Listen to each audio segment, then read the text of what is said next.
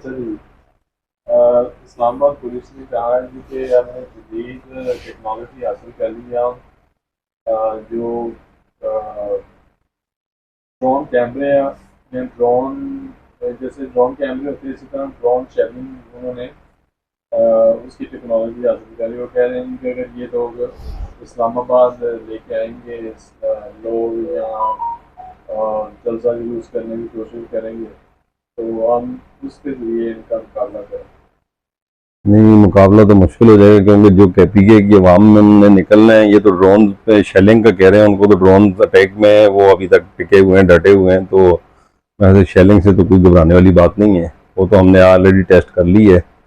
जायका थोड़ा बुरा होता है लेकिन इंशाल्लाह गुजारा हो जाएगा। तो इस्लामाबाद पुलिस नहीं टिक पाएगी इंशाल्लाह इतने बड़े क्राउड के आगे।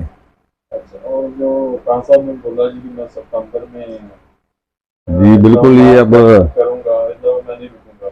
हाँ बिल्कुल इस तरह ही है क्योंकि अब काफ़ी टाइम हो गया। मजीद अब इस गवर्नमेंट को जो है ना वो मौका नहीं दे सकते। गरीब जो है परेशान है। ओवरऑल सारा निज़ाम जो है वो बिखरा पड़ा है।